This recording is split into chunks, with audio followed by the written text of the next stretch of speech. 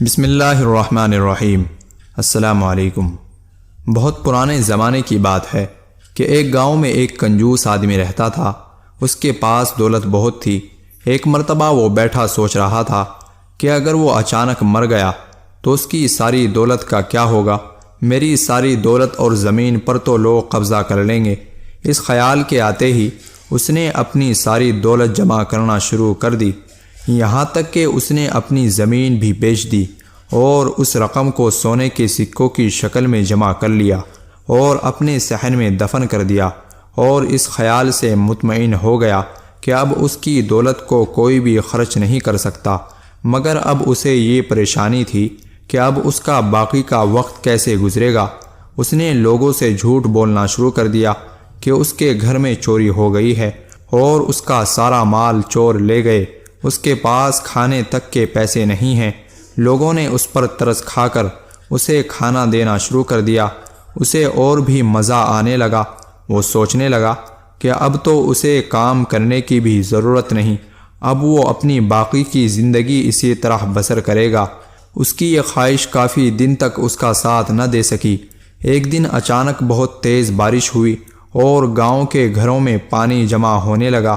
اس کنجوس آدمی کے گھر کے صحن میں بھی پانی جمع ہونے لگا، تو اس نے اپنے صحن کی کھدائی شروع کر دی تاکہ وہ اپنے سونے کے سکوں کے گھڑے کو محفوظ کر سکے۔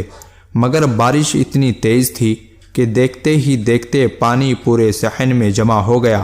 وہ اپنی جان بچا کر گھر کے اندر چلا گیا۔ جب بارش کم ہوئی تو وہ صحن میں آیا اور آ کر کیا دیکھتا ہے کہ جہاں اس نے وہ گھڑا دفن کیا تھا وہاں اب کچھ بھی نہیں تھا۔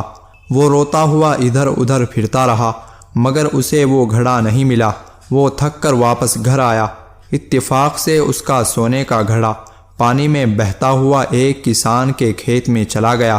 کسان اس وقت کھیت میں کام کر رہا تھا۔ اس کی نظر جب گھڑے پر پڑی تو وہ بہت حیران ہوا اور پریشان بھی ہوا۔ شیطان نے اسے بہکانے کی کوشش کی کہ تم یہ سارے سکے رکھ لو، کوئی بھی تمہیں نہیں دیکھ رہا۔ مگر کسان دل میں یہی سوچ رہا تھا کہ کوئی بھی نہیں دیکھے مگر میرا اللہ مجھے دیکھ رہا ہے۔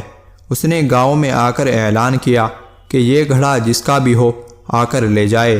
سب لوگ اس گھڑے کو دیکھنے کے لیے آئے۔ جیسے ہی اس کنجوس آدمی کو پتہ چلا وہ بھی بھاگا بھاگا آیا اور کہنے لگا کہ یہ میرا گھڑا ہے۔ سارے لوگ کافی ناراض ہوئے کہ تم نے تو کہا تھا کہ تمہارا سارا مال چوری ہو گیا ہے۔ تب اس نے ساری بات لوگوں کو بتائی۔ سب نے مل کر یہ فیصلہ کیا کہ اس گھڑے کے آدھے سکے اس کسان کو دیے جائیں۔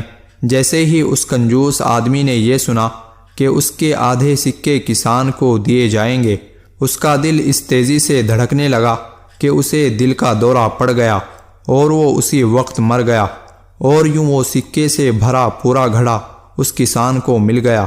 اس کنجوس آدمی کو اس کی کنجوسی کی سزا بھی مل گئی اور ایک ایماندار آدمی کو اس کی ایمانداری کا صلہ بھی مل گیا۔ اسی لیے کہتے ہیں کہ انسان کو اتنی کنجوسی نہیں کرنی چاہیے۔